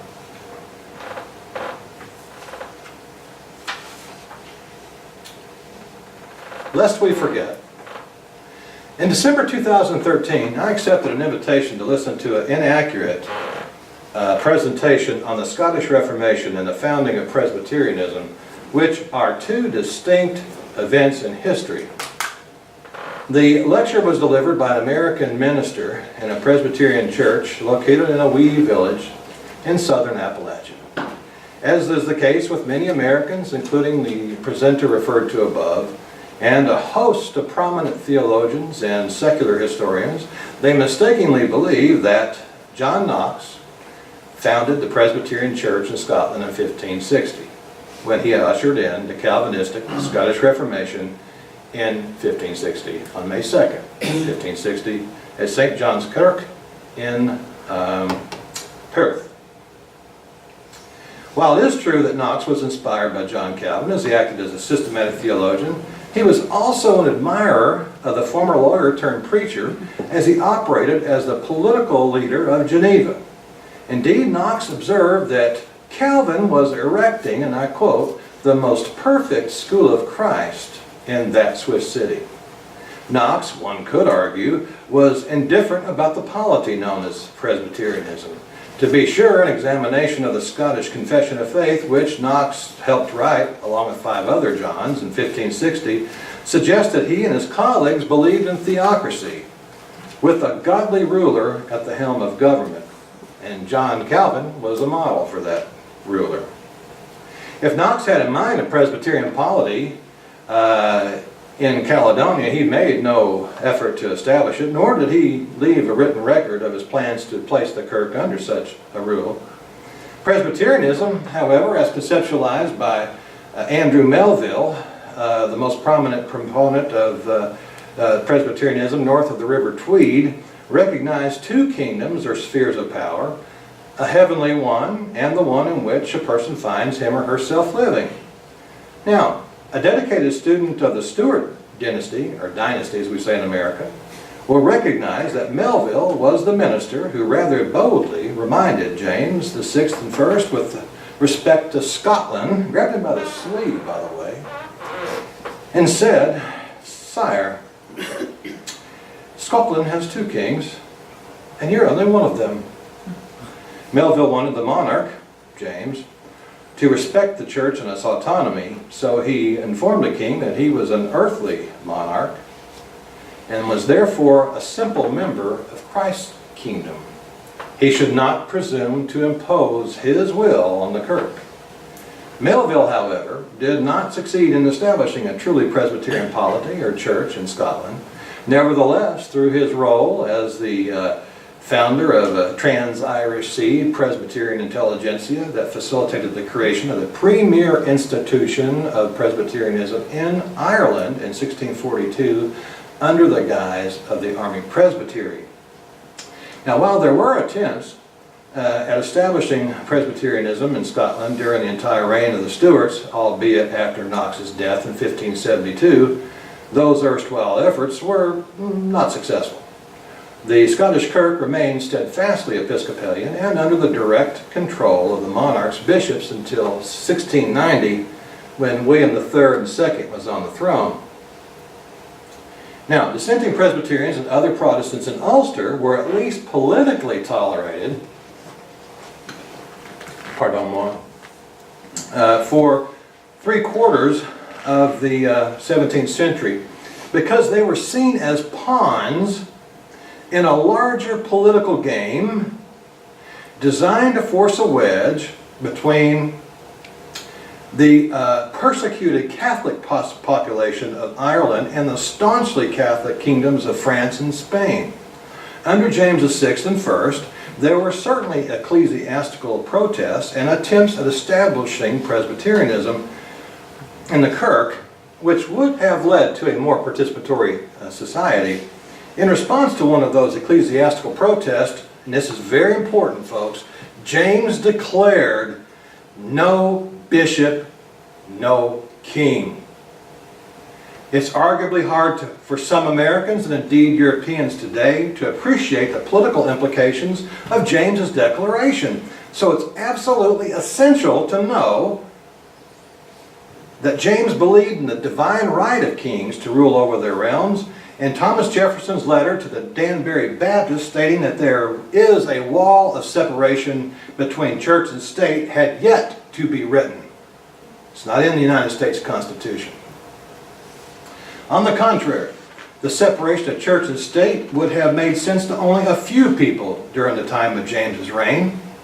Parish ministers provided the king's subjects with what little education they received, as well as instruction on spiritual matters. It was too inviting for an emotionally insecure monarch to feel the need to make all administrative appointments over such an intrusive social institution. By maintaining control over academic instruction and theological interpretation, James believed it was possible to steer public opinion on all spiritual and secular matters. James saw Presbyterianism and the facilitation of a more participatory society as ill-suited to a kingdom in which the monarch was God's lieutenant. He and his royal successors, at least up through George I, saw anyone as obstinate who wanted something less than a highly centralized government controlled by a monarch boasting a divine right to rule. It was under the rule of George I that members of Ulster's obstinate Protestant population began the first of 5 waves of immigration to the backcountry of Appalachia. In fact, the impetus for the first wave of migration to America was born in political oppression, which began with the 1699 Pro-English Woolens Act that was quickly followed by the Discriminatory Test Act of 1703, as well as George I's revocation of the Regium Donum. Compounding problems for Ulster Scots, who had previously skipped back and forth across the North Channel of the Irish Sea, was the joining together of Caledonia with England with the Union of Parliaments in 1707. America then represented the only or greatest opportunity to realize the liberties these folk desired. Now it's important to point out at this juncture and to contrast that the exodus of Ulster Protestants occurred about a century before the infamous potato famine, especially Black 47. It added misery to politically oppressed Irish Catholics. The Public Record Office is now closed. Please ensure all documents are returned to this. Are we attempt of humor? with some kind of a brogue, I'm not sure what it was. Colin Williamson says I sound more like a Pakistani than I do a Scotsman. Okay. Anyway, he and his royal successors, at least up to George I, they were opposed to anybody who wanted something less than a powerful central government. And so they passed all these different laws. And then compounding problems for the Ulster Scots, who had previously skipped back and forth across the North Channel of the Irish Sea to elude authorities, their sanctuary in Caledonia was lost with the Union of Parliaments in 1707. America then represented the greatest opportunity to realize the liberties they desired. It's important to point out, as I was saying a minute ago, that to contrast at this juncture, that a century after the exodus of Ulster Protestants, the infamous potato famine, especially Black 47, added to the misery of politically oppressed Irish Catholics. For political and environmental reasons, millions of Irish Catholics were forced to leave for the promised land in America. Thinking of Kirby Miller's book when I write that word there. Unlike their Protestant counterparts who abhorred centralized religion and government, this portion of the Irish population saw refuge in their Catholic faith, which at the time was the largest and most geographically expansive yet centrally controlled social institution in Europe and perhaps the world. Also, unlike their Protestant counterparts who settled in more rural areas of the upland South, Irish Catholics began arriving in America at about the same time as the Industrial Revolution. Taking advantage of available work, they settled in urban centers in the Northeast and along the Great Lakes. Their settlement among other ethnic groups who saw them as competition for jobs. And by the way, King James and the English saw the Irish as the unruly Irish, a lower racial group. Racism, folks, wasn't invented in America between blacks and whites. It was here, and it was taken to America. And even to this day, there's ethnic preferences, even amongst blacks, Hispanics, and whites in America. And unless you've lived there and experienced it, you can't understand it, I'm telling you. Now, taking advantage of available work, they settled in urban centers in the Northeast and along the Great Lakes, and places like Chicago, Milwaukee, and then on over into Minnesota. Now, their settlement among ethnic groups who saw them as competition for jobs, made them somewhat more interested in an activist government, a government in which they could control things for themselves. And so they did take advantage of that.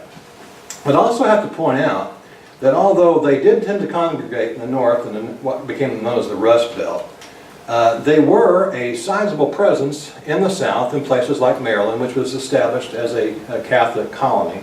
And even as far south as Charleston, South Carolina, as he pointed out earlier. But Charleston is some 200 miles away from southern Appalachia, so that would not necessarily have been a conjoined opportunity for Irish Catholics and Irish Protestants in the name of the United Irishmen. That certainly would have been a concept that the Ulster Scots did not know about in that time period. Now, nonetheless, the rise of the Kennedy dynasty in the Northeast and the Daley clan in Chicago provide evidence of the Irish Catholics' ability to seize political office and maintain political office and work to their own ethnic group's benefit. It's a dog-eat-dog world there. Now, those sometimes obstinate and certainly dissonant voices among the seed of America's Scotch-Irish or Ulster Scots are still heard as they oppose the attempts to impose a powerful central government that seeks to divide its population through preferential programs based on ethnic, racial, gender, and even differences in sexual preferences. We have got to learn from the past. You know, the troubles in Northern Ireland didn't start back in the 1960s. The seeds were laid for that back in the 1600s. And anytime you start playing preferential programs, you're playing with fire, because each generation that comes along is a new generation. They don't have historical memory. What they experience is their reality. And so what we see here is a replication of these earlier Jacobean policies in the United States. And it's not benefiting the Irish Protestants or Catholics. Okay. Now you might be asking, how in the world can an ethnic group that predates the American Constitution still be alive and well today? Well, that's reasonable to ask, especially in a country that has over 300 million people. And a lot of it has to come in contrast to the frontier thesis of a fellow by the name of Frederick Jackson Turner. Now, Frederick Jackson Turner argued that American democracy was only created in America. That the ideas, the beliefs, the notions, the institutions that were created by people who are now laid to rest across the cold waters of the Atlantic made no difference in creating an American democracy. Oh, it was formed simply in response to the geographical environment in which they found themselves. That was Frederick Jackson Turner's argument. Fortunately, some historians, including this historical geographer, disagree with that. People carry their culture with them, just like the luggage on their backs. They take ideas with them as well. We call it immaterial aspects of culture. Now, and indeed, the cultural hegemony of Irish Protestants, aka Scotch-Irish, that Americans, call themselves Scotch-Irish more often than Irish Protestants in some parts of the South, created in the Upland South what geographers Jerome Feldman, Arthur Geddes, and Judith Geddes call Scotch-Irish ethnic islands. As is shown later, aspects of the popular culture and voting patterns in those ethnic islands suggest that a number of their views are still held today, and their values. Now, American democracy is something that is vibrant, no doubt, and it can be influenced by frontier conditions, but the basic tenets of natural liberty were brought with those folks to the American South, especially Appalachia. Because as England and Ireland and Scotland and Wales emerged from the medieval times, population pressures there, coupled with political and religious conflicts and economic inequalities, forced millions of their seed to seek new and better lands in America. The seed of Albion, as David Hackett Fisher calls them in his mammoth book, was quite bountiful in the early and mid-17th century. And as such, immigrants were from the more populated areas of southern England were among the first Europeans to settle and lay claim to the low coastal lowlands which are suitable for farming. So English folk filled up the more desirable coastal lowlands that stretched from New England to Virginia and into the Carolinas. Moving inland of the American coast, the plains give way to the Appalachian foothills, or Piedmont, before reaching the mountains.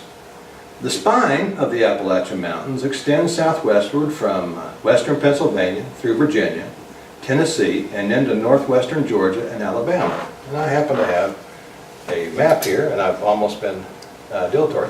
Let me back up for just a second here. When I defended my PhD thesis, Bryan Graham, I don't know if you know him, he's University of Ulster, came all the way over to Glasgow, made the big journey over to be the external reader. And I was talking, he said to me, he says, "It looks like you're trying to find Ulster Scots land."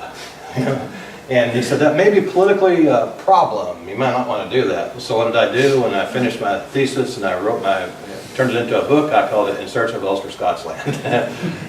I guess because I wanted to be controversial or something. But take a look at these dark shaded areas here. Now, for those of you who know your Stuart history, you know that in 1660 there was a restoration. Charles the Stuart was brought back to the throne, right? Okay, he said, same thing his grandfather did, no bishop, no king. If you want to accept my rule as the sovereign head of the churches, which is also the schools, I'm sorry, you've lost your job. Well, guess what? The darker colors represent the greatest percentage of preachers that were fired from their jobs. The lighter colors, the closer you get over here to Edinburgh, which we know the court went to Westminster whenever the Union of the Crowns in 1603. So this area up in here, still predominantly Episcopalian, a little less Episcopalian, but still Episcopalian, and the closer you get over here. And I did statistical tests on this, by the way, and there was no significant difference in the deposition rates of preachers here and here.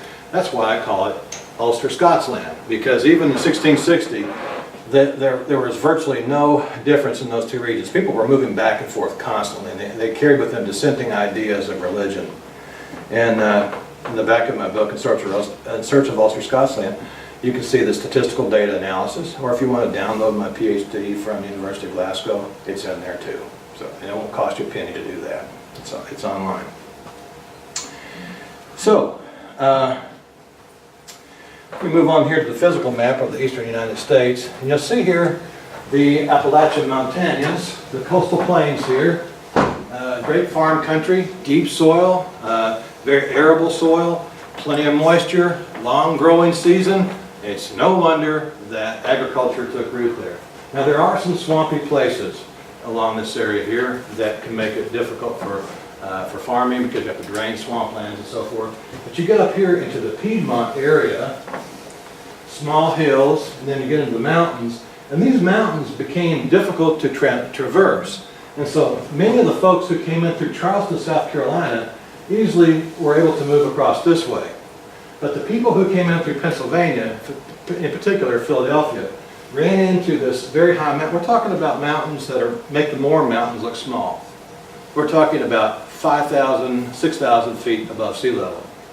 And I'm talking tremendous local relief too, another geographical term there, Professor Walton, that we can relate to each other. And so, how do you get through those mountains? You need mountain passes. And one of the greatest mountain passes that there ever was, well, I'll get to that in just a second, but this is what it would look like. Imagine coming through the woods on horseback or in a wagon. You got 12 kids in tow, you got a wife, 2 or 3 dogs, a cow, and a broken down donkey. What's your donkey's name? Mabe. Mabe. One of Mabe's cousins, okay. Mabe's cousins made it over to America along with the other Ulster Scots, and they're trying to get across those mountains. Now imagine, but folks, listen, have you ever heard of poison ivy? Rattlesnakes, copperheads, black bears, black widow spiders, Cherokee Indians with bows and arrows. This is a hostile place. It's not exactly a happy hunting ground. It's not exactly a great place to be. And so you had to find a place to get through it. And this is the most famous passage in America next to Donner's Pass. And I'll give anybody 5 bonus points if you can tell me what the other famous pass is in the United States, where people became cannibals. thanks for playing. It'd be Donner Pass in California. But right here we have the Cumberland Gap. Who made the Cumberland Gap famous? Go ahead. Yes. Donnie Donegan, famous skiffle singer of the 50s.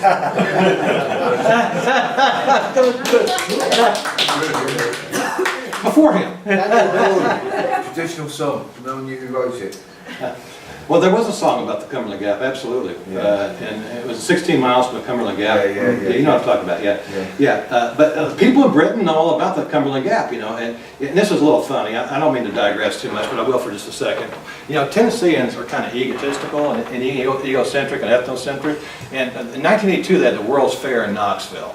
And so, you know, after that, it's like the whole world was paying attention to us. Now, you might be thinking, where's Tennessee? You know, I mean, most people here don't even know where Tennessee is. And even our closest allies don't know where Tennessee is. And so Edie Ellis was telling the Evening News, and she said, once again, the world's attention is focused on Knoxville. And I went, and so every time I go to a foreign country, I always ask, have you ever heard of Knoxville? Waiting to hear what they say. But I've been even in the Bahamas, and people say, no, I've never heard of that. I've heard of Nashville. I'd say, have you heard of Nashville? Oh yeah, country music, I've heard of that. Grand Ole Opry, yeah. What about the Cumberland Gap? Yeah, the Cumberland Gap, I've heard about that. Mostly because of that song, I guess.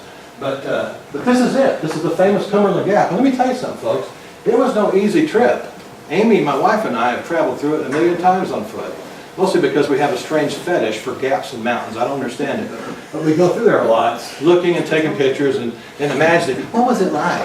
You know, to go through here, 3 pregnant women and 4 pregnant cows and a couple of dogs and a donkey that's related to Mark. And so you have all these people going through there, 300,000 of them. 300,000 people went through there. And this is what Robert McCrum, Robert McNeil, and William Cran described the flow of population. Now, for those of you who don't know, those are the people who put together a book called The Story of English. You might remember that book. You know that book? Yep. Story of English. They did a BBC and a PBS series on it too. Excellent stuff. This is what they said. And I quote, "The Scots-Irish were the frontier fighters of the 13 colonies, pushing south and west through the Cumberland Gap and down the Ohio and Tennessee rivers in search of better land and prospects. Their descendants live on in the hills of Appalachia, the home of bluegrass music, and further west in the Ozark Mountains." End of quote. Now, having described a geographical reason for why this area became sort of isolated from the rest of the country, because once you got in those hills, it was hard to get out. Because the valleys were pretty straight, the ridges were pretty high, and there were very few gaps to travel through. Now, we can look to another Irish person here by the name of a journalist by the name of Karen F. McCarthy, who shows in her book, The Other Irish, the Scots-Irish Rascals Who Made America, the folk music of Ulster has morphed into what is now known as country music. Now, I noticed over here in the Odyssey, my wife and I did, having some Indian cuisine over there last night, that there is a lady going to be there on the 10th from my grandmother's home county in Tennessee. Made me want to stick around a couple of extra days and get in some dancing. You ever heard of Dolly Parton? That's her, Dolly Parton. Something about her shows up before she ever actually gets there. I don't know. But, you know, ta-da. Now, Dolly claims a Scotch-Irish and Cherokee heritage. But everybody in that part of the country claims Cherokee heritage, even though their DNA tests never show it. You know, it's because government benefits. You know, but Dolly doesn't need those government benefits. Anyway, Daniel Boone is the person who blazed the trail through this here gap. It's called the Wilderness Road, and it followed old Indian trails. And before the Indians laid those trails out, they were laid out by bison and elk and other animals that moved back and forth looking for foraging lands. But what's fascinating about this is that the Cherokees had only been there since around the 1450s. They came from way up in Canada, and they spoke a form of language similar to the Iroquoian languages. The Shawnee, on the other hand, they came in speaking an Algonquin language, also from Canada, and they settled up in Ohio. And so they both used Kentucky primarily as a hunting ground, and it was a contested space. And so at the sale of Kentucky, if you want to call it that, to the whites under a guy named Richard Henderson, who, by the way, was buying or accepting a deed that didn't really exist because the Cherokees really didn't own the land, and neither did the Shawnee, but they were accepting 8 wagonfuls of junk in return for their ability to go in there and set up a fort called Boonesboro. And so that happened in 1775. And one of my ancestors, Joe Vann, was actually the interpreter for the British government there that day. This is in the history books if you ever want to bore yourself and look it up. His name is Joe Vann, and it's in Sycamore Shoals, Tennessee. He interpreted the words that Dragging Canoe, a young Cherokee chief, said to Richard Henderson and Daniel Boone. He said, "You whites will find Kentucky to be a dark and bloody ground." And sure enough, that's what Kentucky became known as, the dark and bloody ground. But nevertheless, there was a great deal of almost spiritual quest for these new lands. But that was never really named until 1845 when an Irish-American journalist named John L. O'Sullivan described the settling of the North American continent as a destiny, our manifest destiny.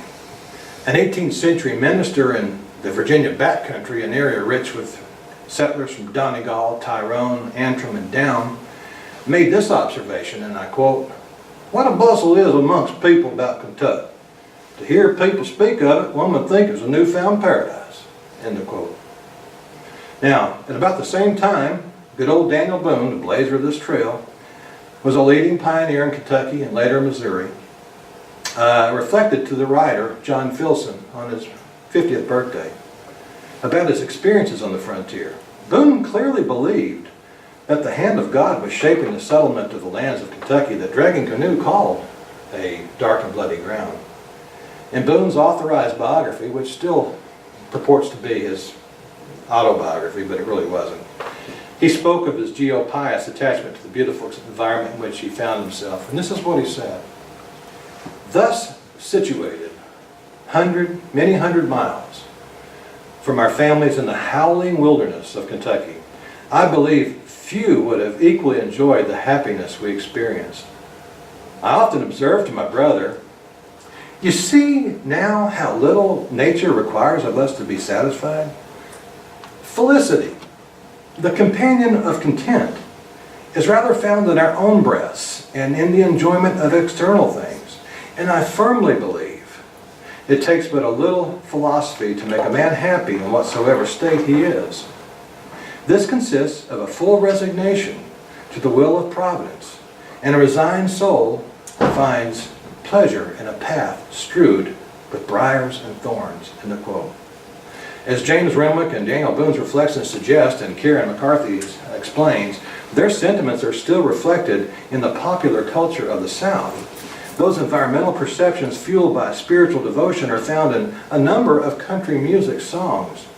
Let us hear some of the lyrics of a song found or written and performed by Hank Williams Jr., for in them are expressions of the oneness with nature, a defiant expression of faith, and a general fear of the urban life, which illuminates a rural-urban dichotomy. The song is entitled, "A Country Boy Can Survive." I'm curious, have any of you ever heard that song before? Oh. If you were in Ohio, if you were in Alabama, Tennessee, with a certain type of guys in a pickup truck with a few beers, and that song were to come on, you might see some good old boys cry. We call it the redneck anthem. Okay. Now, this is what he said.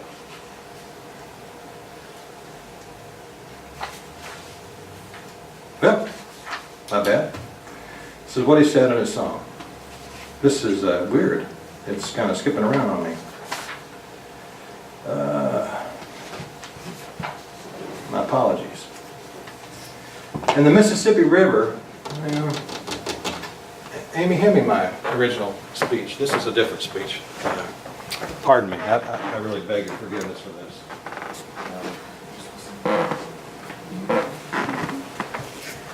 It's stuff is put on the back pages of this speech, and on this one it's not. So Pardon me for just a second here. Hope I'm not keeping you for anything important like a funeral service or something.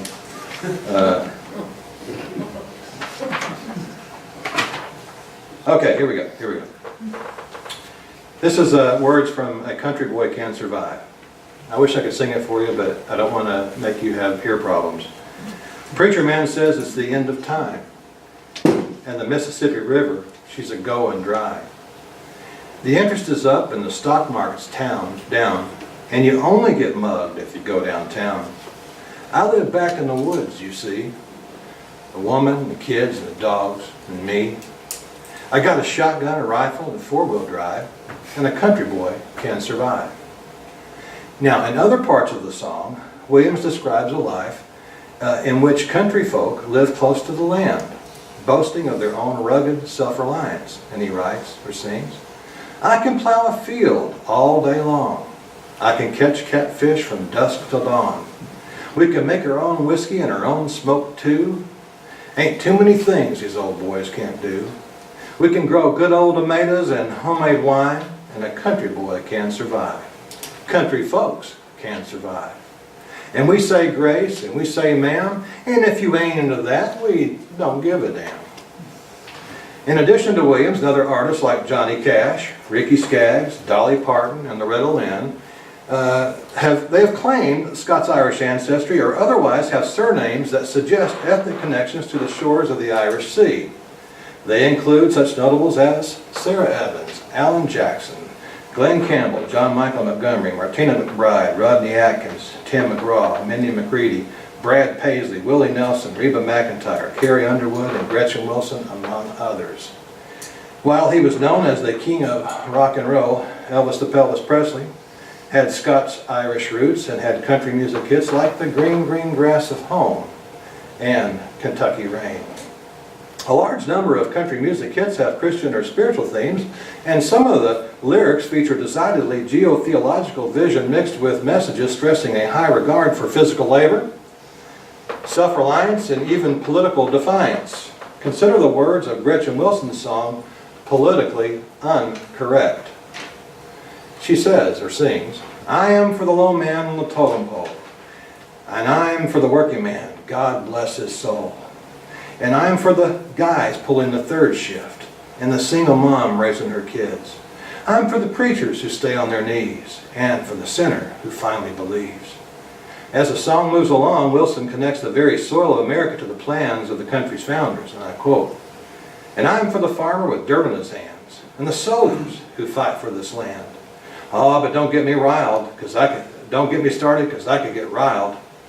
I'll make a fight for the forefathers' plan, and the world already knows where I stand. Talking about your dissonant voices. In case our listeners didn't fully appreciate her opinion, the chorus of the song sums up her thoughts. She says, I'm for the Bible, and I'm for the flag, and I'm for the working man, me an old hag. I'm just one of many who can't get no respect, politically uncorrect. End of quote. In the United States, it's safe to say that dissonant voices are seen as politically incorrect opinions, and despite claims of freedom of speech as codified in the Bill of Rights, some Americans are punished for stating an opinion that can be construed as politically incorrect. That situation was plainly on display in October 2011 when Monday Night Football severed ties with Hank Williams Jr. after nearly 2 decades of the singer introducing the network's nationally televised Game of the Week. The schism was ignited by comments made by Williams in a television interview on Fox and Friends, Sky Network. After being repeatedly asked about his thoughts on America's political scene, the entertainer reluctantly likened Republicans John Kasich, governor of Ohio, and John Boehner, Speaker of the House, playing golf with Democrat President Barack Obama as being the equivalent of Adolf Hitler socializing with Benjamin Netanyahu. Now, expressing politically dissenting views that result in personal loss is not new to Irish folk in America or in Ireland. All the same, the geotheological lyrics expressed in many country songs link the politics and land and religion.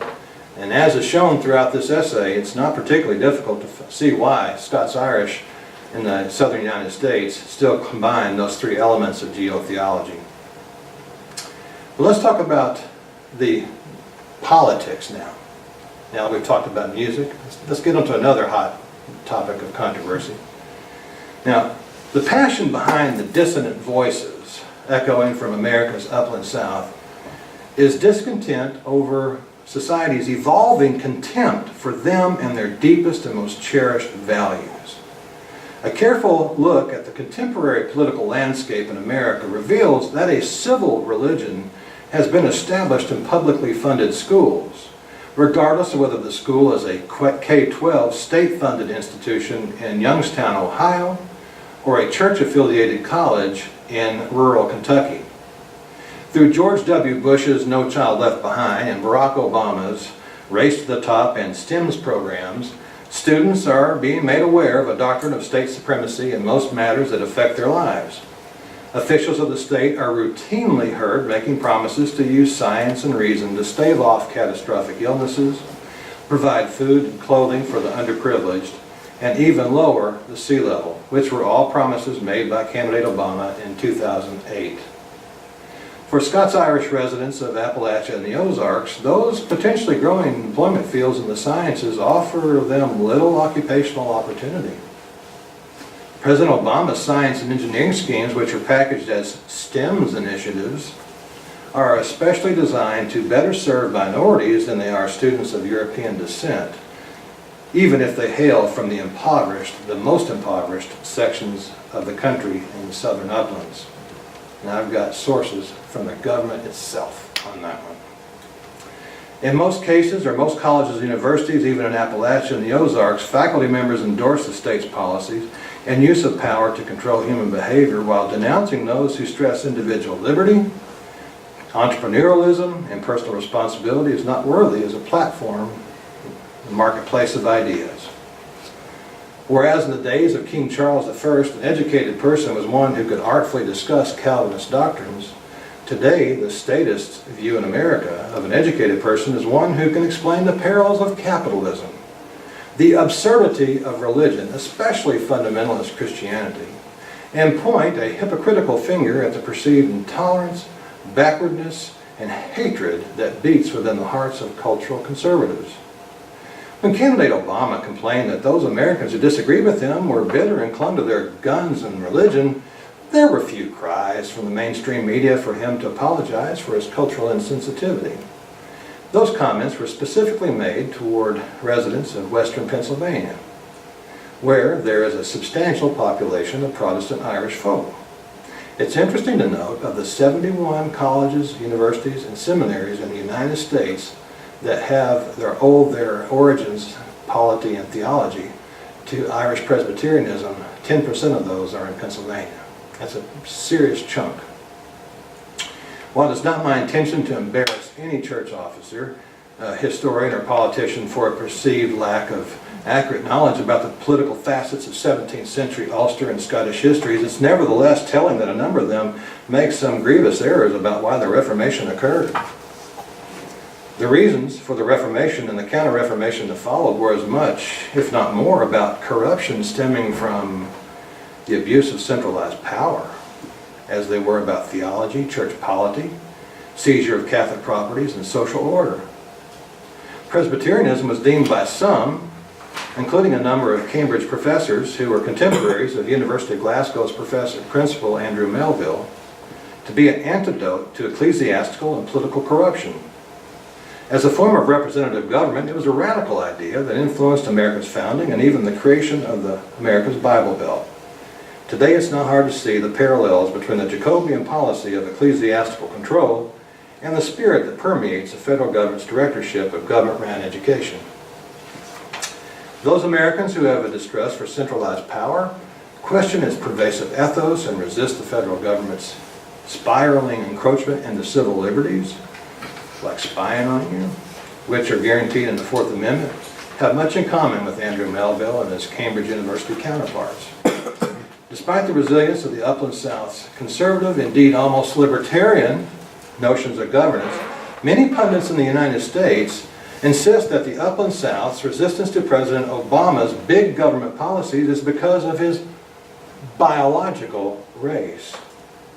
On the contrary, the anti-big government mindset of many Southern Appalachian voters was not forged in the American colonies or later in the United States. As was shown earlier in the discussion on James Stewart's declaration of no bishop, no king, it was born thousands of miles away and centuries ago in the contested spaces of northern Great Britain and Ireland and America. Ethnic values can taint regional voting patterns, and Southern Appalachia is no different or no exception. Although the Appalachian region is the home of a significantly white population, there are ethnic differences among the northern, central, and southern subregions. Unlike the cultural hegemony exercised by Ulster Scots in southern Appalachia, the central and northern subregions have attracted large numbers of southern and eastern Europeans. In central parts of the region, especially those in urban areas, there is some racial diversity, albeit nothing like the rest of the country. Consider the differences between Appalachian voting patterns in Ohio, which in the northern subregion which is in the northern subregion, and Alabama, which is located in the southern subregion. The Appalachian Regional Commission, which is a federal agency charged with helping to develop Appalachia, at least it was initially back in the 1960s and 70s. 32 counties in Ohio are considered or classified as Appalachian, whereas 37 counties in Alabama are so named.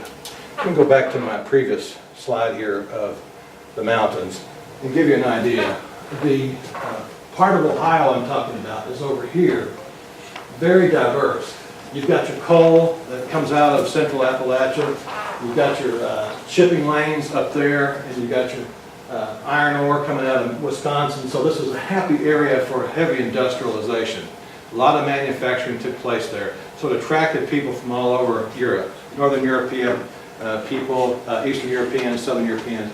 But hardly any racial diversity there at all. It's like 98% white. Down in Alabama, in this area in here, it's like, depends on the county, but it can be, it's got more African Americans and some Hispanics than it does up in the northern part of Appalachia. But it's still way significantly white. Okay, so let me show you some data here. I wanted to test the idea or the notion that people did, in fact, who cling to their guns and their God, voted against Barack Obama because of his race. And so what I did was I wanted to see, first of all, did the Ohio counties, that are Appalachia, differ from the Alabama counties with respect to the 2004 election. Now keep in mind, 2004, you may not know this because you probably could care less really, but who ran for president of the United States in 2004? Kerry. John Kerry versus? George W. Bush. That's right, George W. Bush, John Kerry. Which area carried the biggest vote? If you know how to read an Excel t-test. It's fairly easy to see. The t-test statistics 4.1, and that's significant at this level. So there was a significant difference. Southern Appalachia definitely voted more for Bush. Those numbers were not randomly chosen or just produced. Then I wanted to see if, in fact, there was a difference between the 2004, when Kerry was running, versus 2008, when Obama was running, and 2012 when Obama was running, with respect to Ohio. And this is the descriptive data, and here are the test results. And again, it shows that there is no significant difference. This is larger than 0.05, so there's no significant difference there whatsoever. In other words, it didn't make a difference in Ohio if it was Obama, Kerry, or anybody else with respect to how the people voted for the Republican candidate. And so I wanted to say, well, what about those Scots-Irish folks down in Alabama? How did they vote? Well, here again, here's the years, 2004, 2008, 2012, the counties, and the descriptive statistics up there. And this is the p-value, 0.70. That's larger than 0.05, and by convention, there's no significant difference. And so people in the Deep South in Appalachia and people up in the northern part of Appalachia did not vote against Barack Obama at any higher level than they did John Kerry whatsoever. Okay. But you will not hear that on the media whatsoever, folks. So in conclusion, While some observers may regard the voting patterns of southern Appalachia people as evidence of their desire to cling to their God and their guns, a more thoughtful and structured appraisal shows that their voting patterns demonstrate cultural resilience and a steadfast resistance to policies that pit one ethnic group against another. I believe that the ethnic roots of the people who call these two regions, sub-regions, home, have played roles in creating distinctive voting patterns between them. Whereas the rural-to-rural settlement patterns among the folk who settled in the hills and mountains of southern Appalachia helped to preserve old world ways, the fact that until the recent arrival of ethnic Hispanics and some people who built seasonal homes in the region, there have been few new waves of immigration to alter the overall impact of their culture and their voting patterns. Given that Hispanics are heavily courted by Republicans and Democrats alike, it's anyone's guess at how this new group will vote in 20 years, but for the time being, it looks as though they're going to vote with the Democrats. An examination of other Appalachian counties in the Bible Belt shows a similar pattern.